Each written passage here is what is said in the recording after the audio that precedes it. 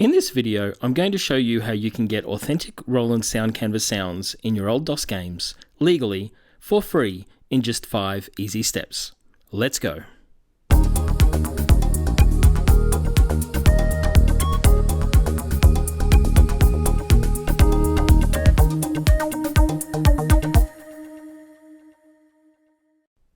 Every retro DOS gamer loves the Roland sound modules of the late 80s and the early 90s.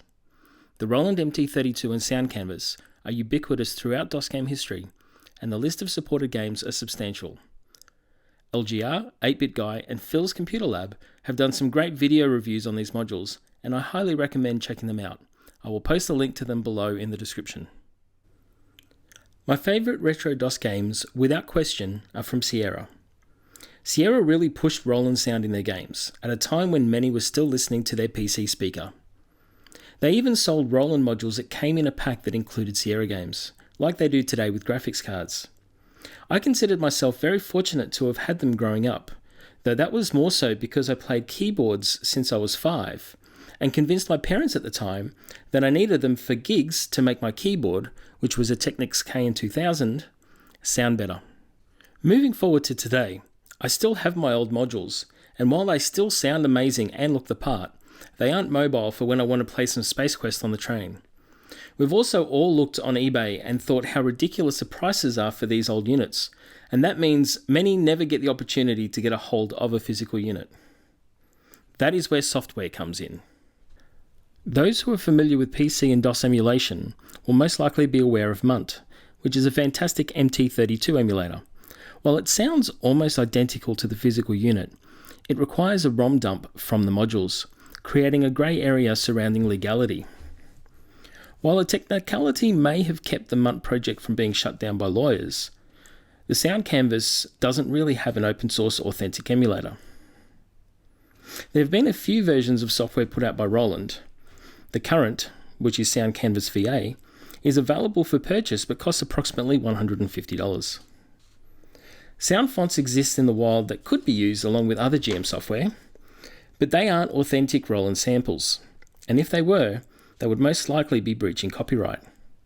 What if we could get something that was authentically Roland, that we could use in DOS gaming and not have to pay for it, and still be legal?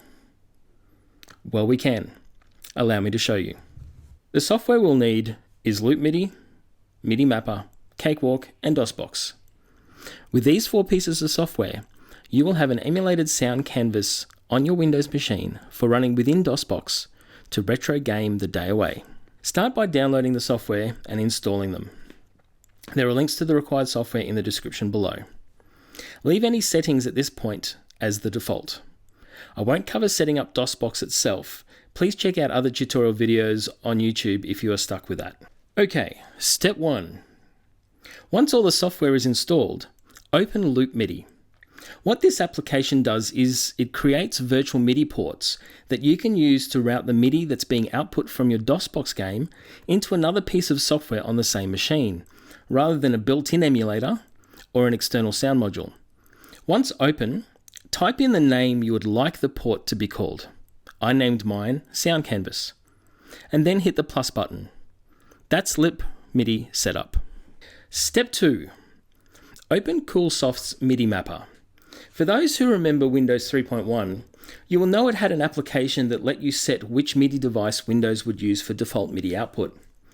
This is no longer in Windows 10, and to make switching MIDI devices simpler from DOSBox, I recommend downloading this application. It will give you much easier control over MIDI within Windows. Load the MIDI Mapper and set it to the virtual MIDI port you created in step 1. I would like to point out that we could have set this up without MIDI Mapper and simply changed the MIDI device ID within the DosBox Conf file for each game. I personally decided against this, as Cool MIDI Mapper always stays the same device number, usually 0, regardless of how many MIDI devices you connect to your machine. It's simpler to load MIDI Mapper and change the device with a drop-down menu and play, say, 5 different DOS games, than going in and changing 5 comp files within DOSBox.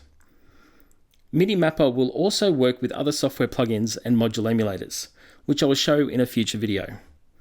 You may prefer the other method, it's your call. Once MIDI Mapper has been installed and you've set it to the port you created with LoopMIDI, go to your DosBox folder and click on the Options batch file, which will open up the conf file for DosBox. Within that file, what you need to do is find the MIDI section, and where it's got MIDI device, change that from default to Win32. With that change paired up with MIDI Mapper and LoopMIDI, that will now point DosBox to output MIDI through to Cakewalk. Step 4, Cakewalk. This software used to be a paid application, though due to financial difficulties, Gibson, the guitar company, sold the software off to BandLab, and they have now made it freeware. This is possibly the best music making software available for free on the Windows platform, and I suggest you look at it if you haven't already. So let's open Cakewalk, close the initial start screen, then select New, and change it to Blank Project. What we need to do then is to go to Edit, select Preferences, and ensure the only MIDI device enabled is the virtual port that I previously named Sound Canvas. If you didn't change the name, it should say LoopMIDI. Once that setting has been made, close the Preferences window. Then what you need to do is right-click in the track window and select Insert Instrument. A pop-up will show up, of which then you just press Create. Now what this has done is it's loaded the TTS1 DXI instrument. For those of you who don't know the history of Cakewalk, they used to be in partnership with Roland. During that time, Roland had a piece of software called Canvas. It was part of a range of plugins they created when plugins first started taking off. It provided a software-emulated sound canvas with better quality samples and higher resolution output than the modules themselves. Let's have a look at them side by side. Here we have the TTS1.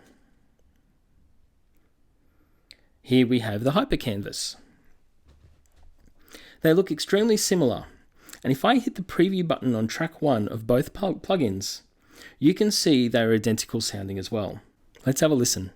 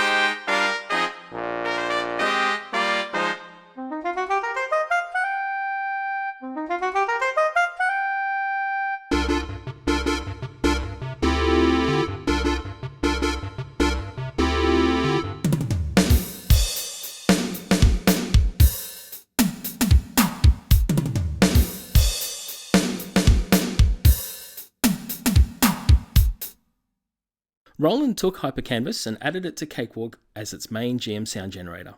They called it the TTS1. What that means for us DOS gamers is that with Cakewalk being free, we now have a free Sound Canvas emulator available. Legally, no dodgy ROM downloads required. So once you've created the instrument, save the file you created in Cakewalk so that you simply need to reload that one file to set it up. Once MIDI Mapper has been installed and you've set it to the port you created with LoopMIDI, go to your DosBox folder and click on the Options batch file, which will open up the conf file for DosBox. Within that file, what you need to do is find the MIDI section, and where it's got MIDI device, change that from default to Win32. With that change paired up with MIDI mapper and LoopMIDI, that will now point DosBox to output MIDI through to Cakewalk. Step 5, time to game. There really only were 4 steps. The 5th one is to actually get down and to listen to some of this fantastic music played through your new Sound Canvas emulator.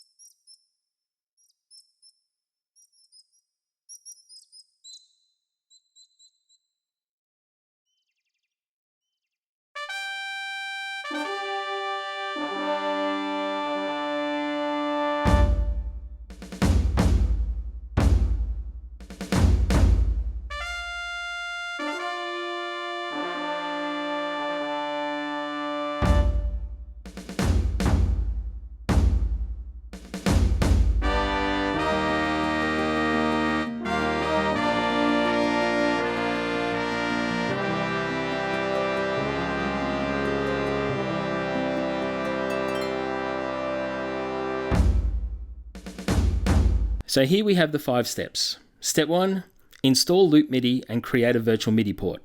Step 2, install MIDI mapper and set the port to the virtual MIDI port. Step 3, change the conf file in DosBox to point to MIDI mapper.